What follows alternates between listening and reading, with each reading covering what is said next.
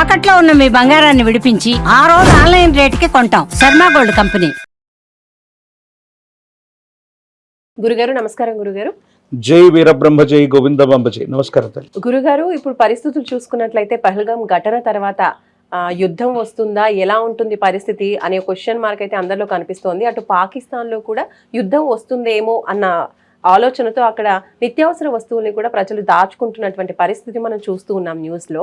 అయితే మీరు తెలియజేయండి, గవ్వల పంచాంగం ద్వారా ఒకవేళ ఇప్పుడు యుద్ధం వస్తే పరిస్థితులు ఏమైనా ఉన్నాయా, అండ్ అలాగే మోడీ గారి జాతకం ప్రకారం కూడా పరిస్థితి ఏ విధంగా ఉంటుందంటారు? ప్రపంచంలో ఎక్కడ వింత జరిగినా, విచిత్రం సంభవించిన, విశ్వ ప్రళయాలు సంభవిస్తూ ఉన్న ఎప్పుడో చెప్పాను బ్రహ్మం గారు అంటూ ఉంటాం. అవును, ప్రపంచంలో ఏ సంఘటన జరిగినా గురుదేవులు కాలజ్ఞానంలో ఎప్పుడో చెప్పారు, ఇలా జరుగుతోందని అంటూ ఉంటాం, వింటూ ఉంటాం. దాయాది దేశంగా, పొరుగు దేశంగా, సోదర దేశంగా ఉన్నటువంటి పాకిస్తాన్కి భారత్కి మధ్యలో యుద్ధం అనివార్యం అవుతుందా అన్నటువంటి పరిస్థితిని మనం చూస్తున్నాం. గవ్వ ప్రశ్నను, ప్రశ్నాశాస్త్రాన్ని అనుసరించి సమీపమైనటువంటి భవిష్యత్తులో ఏం జరగబోతుంది అన్నటువంటి అంశాన్ని గురించి మనం తెలుసుకున్నాం. ప్రశ్నాశాస్త్రాన్ని లెక్కించేటువంటి సందర్భంలో రాహు సంఖ్య అయినటువంటి 4 కానీ, కేతు సంఖ్య అయినటువంటి 7 కానీ కొన్ని ప్రత్యేకమైనటువంటి ఫలితాలని ఇవ్వబోతూ ఉంటాయి. ఒకవేళ ఇప్పుడు రాహు సంఖ్య అయినటువంటి 4 వస్తే మాత్రం యుద్ధం అనివార్యం. కేతు సంఖ్య అయినటువంటి 7 వస్తే కొన్ని సంధి మార్గాల ద్వారా ఈ ఘటనకి ఎవరైతే వ్యక్తులు కారణమై ఉంటారో వాళ్ళు శిక్షార్హులవుతారు.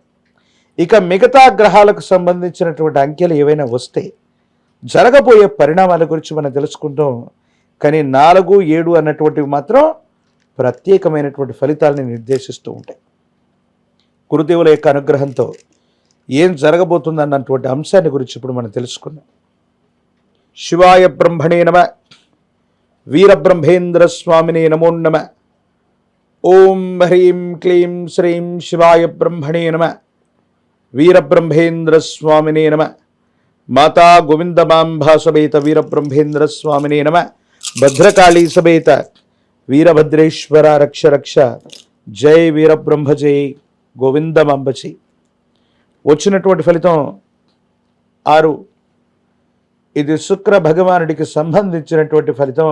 ప్రశ్నాశాస్త్రంలో శుక్రుడికి అద్వితీయమైనటువంటి స్థితిగతులు ఉన్నాయి. అభిప్రాయ భేదాలకు కారణం, విడిపోవడానికి కారణం, విడాకుల్లాంటి సమస్యలు దాంపత్య జీవితంలో రావడానికి కారణం, దీర్ఘమైనటువంటి సుమంగళితత్వం ఉండడానికి ఉండకపోవడానికి కూడా కారణం శుక్ర భగవానుడు అవుతాడు. ఈ వచ్చినటువంటి ఫలితం, ఈ శుక్ర భగవానుడికి సంబంధించినటువంటి చర్యలు. 6 సంఖ్య కలిగినటువంటి మాసం, 6 సంఖ్య కలిగినటువంటి మాసం అంటే జూన్ మాసం. 6 సంఖ్య కలిగినటువంటి మాసంలో లేదా 6 మాసాల వ్యవధిలోపు ఈ 2 దేశాల మధ్యలో మరిన్ని అభిప్రాయ భేద సంబంధమైనటువంటి పరిస్థితులు ఎక్కువ అవుతాయి. ఒక దేశం నుండి మరో దేశానికి తీవ్రమైనటువంటి సహాయ నిరాకరణ కూడా జరిగేటువంటి అవకాశం ఉంది. యుద్ధం అనేది ఒక్క రోజులోనో, వారం రోజుల్లోనో, 10 రోజుల్లోనో అవుతుందని మనం అనుకుంటూ ఉంటాం. కానీ గురుదేవులు వీరబ్రహ్మేంద్ర స్వాముల వారి యొక్క కాలజ్ఞానతత్వంలో ఒక గొప్ప మాట చెప్పబడి ఉంది. మతముల పేరిట మత్సరంభులు పెరిగి మదియించి కొట్టుకొని సచ్చేరయ, మనువు వంశము నుండి మనుషులందరూ పుట్ట, మతములెన్నుండునో తెలియండయ.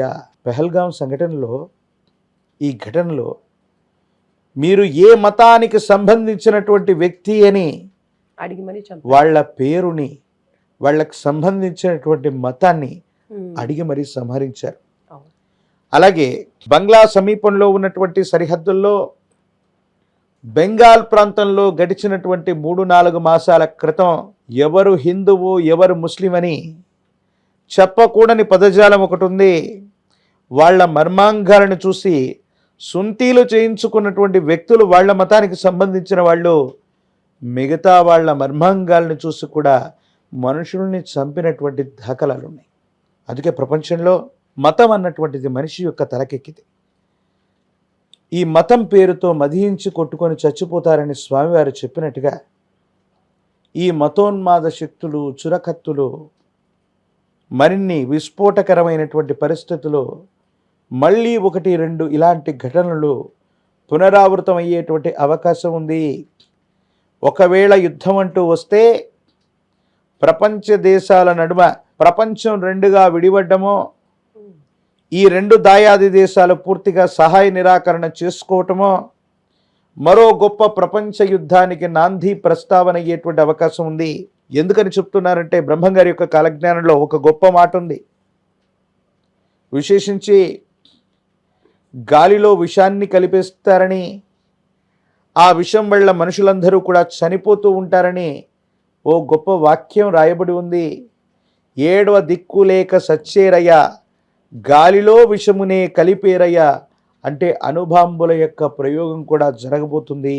కానీ ఇప్పటికిప్పుడు ఈరోజు భారత్ పాకిస్తాన్ మధ్య వెంటనే యుద్ధం వచ్చే అవకాశం లేదు. కానీ 6 సంఖ్య కలిగినటువంటి మాసం జూన్ మాసంలోపు ఒక్కొక్క విభాగం ఒక్కొక్క వ్యవస్థలో తగవులు మొదలవుతాయి. పూర్తి స్థాయిలో ప్రపంచంలోని కొన్ని దేశాలు మిత్రులుగాను శత్రువులుగాను కూటమిగాను ఏర్పడేటువంటి పరిస్థితి నుండి కొన్ని సంవత్సరాల పాటు కేవలం ప్రచ్ఛన్న యుద్ధమే కాదు, ఆర్థికపరమైనటువంటి వ్యవస్థ, మానవ వనరుల మీద తీవ్ర స్థాయిలో సంవత్సరాల తరబడి కొనసాగేటువంటి ఒక గొప్ప యుద్ధంగా ఇది మారబోతుంది. అయితే ఇప్పటికిప్పుడు ఈరోజు ఇది జరుగుతుందని కాదు, కానీ 6 సంఖ్య కలిగిన మాసానికి అటు ఇటుగా ఈ యుద్ధ సంబంధమైనటువంటి కారు మేఘాలు కమ్ముకొని ఉన్నాయి. యుద్ధం అంటూ మొదలైతే మాత్రం పాకిస్తాన్ని మనం తక్కువ అంచనా వేయలేము. అణుబాంబులు విస్ఫోటన కలిగించేటువంటి పదార్థాలని భారతదేశం మీద కానీ ప్రపంచంలో ఒక దేశం వేరొక దేశం మీద కానీ ప్రయోగించటం మూలాన గాలిలో విషం చేరుతుంది. దీనికి కారణంగా కలుషితమైనటువంటి పొగ గాలిలో చేరి అనేక మంది చనిపోయేటువంటి పరిస్థితులు ఉన్నాయి. ఈ 21వ శతాబ్దంలో మనం కని విని ఎరుగనటువంటి ఉద్రేకం, ఇలాంటి విశేషవంతమైనటువంటి ఆందోళన కలిగించేటువంటి పరిస్థితుల్ని మనం చూడబోతున్నాం అనటంలో ఎటువంటి సందేహం కూడా లేదు. ఇప్పటికిప్పుడు కాకపోయినా 6 సంఖ్య కలిగినటువంటి మాసం వచ్చేలోపు యుద్ధ మేఘాలు కమ్ముకొని ఉంటాయి. కేవలం ప్రచ్ఛన్న యుద్ధం సైనిక వ్యవస్థ ద్వారానే కాదు, పాకిస్తాన్ ఒక కూటమిగా ఏర్పడి వాళ్ళకు సంబంధించిన ఆర్థిక వ్యవస్థలని, వాళ్ళకు సంబంధించిన మానవ వనరులని, కొన్ని రకాలైనటువంటి విషయాల్ని వాళ్ళంతట వాళ్ళుగా నాశనం చేయటం, ధ్వంసాన్ని చేయటం, ప్రత్యేకించి టెక్నాలజీని సాంకేతికపరమైన వ్యవస్థల ద్వారా కూడా యుద్ధాన్ని చేసుకుంటూ మతోన్మాద శక్తులు చురకత్తులై భారతావనికి సంబంధించినటువంటి పవిత్రమైనటువంటి స్థలాలు 18 శక్తిపీఠాలు అవ్వచ్చు, 12 జ్యోతిర్లింగాలు అవ్వచ్చు, 108 దివ్యమైనటువంటి ధామాల్లో కూడా ఇలాంటి సంఘటనలు మళ్ళీ పునరావృతమయ్యేటువంటి అవకాశాలు కనపడుతున్నాయి. గురుగారు, మరి మోడీ గారి జాతకం ప్రకారం అసలు పరిస్థితి ఏ విధంగా ఉండబోతోంది? ఆయన ఎలా ఎదుర్కోబోతున్నారు ఈ విపత్కర పరిస్థితుల్ని? శివాయ బ్రహ్మణే నమ, వీరబ్రహ్మేంద్ర స్వామినే నమో నమ. జై వీరబ్రహ్మ జై గోవిందమాంబ జై. అనురాధ నక్షత్రం వృశ్చిక రాశి జాతకులు మాన్యశ్రీ ప్రధానమంత్రి వర్యులు శ్రీ నరేంద్ర మోదీ గారు భవ్యమైనటువంటి అయోధ్యలో బాలరాముడి యొక్క విశేషవంతమైనటువంటి ప్రాణ ప్రతిష్టాది క్రతువును చూసాం. కాశీ నగరంతో సహా ప్రశస్తవంతమైనటువంటి ధామాలు అభివృద్ధి చెందుతున్నటువంటి పరిస్థితి వారి యొక్క హయాంలో జరిగింది. వారు నిజంగా దివ్యమైనటువంటి గ్రహ సంపత్తిని కలిగి ఉన్నటువంటి అతి గొప్ప జాతకులు. మరి వీరి యొక్క హయాంలో భారత్ పాకిస్తాన్ మధ్య యుద్ధం జరగటమో, పాక్ ఆక్రమిత కాశ్మీర్ మళ్ళీ వెనక్కి భారతావనికి రావటమో జరిగేటువంటి అవకాశం ఉందా? తదనంతర పరిణామాలు ఏం జరగబోతున్నాయి అన్న అంశాన్ని కూడా మనం తెలుసుకుందాం. శివాయ బ్రహ్మణే నమ, వీరబ్రహ్మేంద్ర స్వామినే నమో నమ. జై వీరబ్రహ్మ జై గోవిందమాంబ జై. వచ్చినటువంటి ఫలితం 4 రాహు సంబంధమైనటువంటి ఫలితం. మోదీ గారి యొక్క నేతృత్వంలో ఉన్నటువంటి కేంద్ర ప్రభుత్వం తప్పనిసరిగా పాక్ ఆక్రమిత కాశ్మీర్ని వెనక్కి తీసుకొచ్చే అవకాశం ఉంది.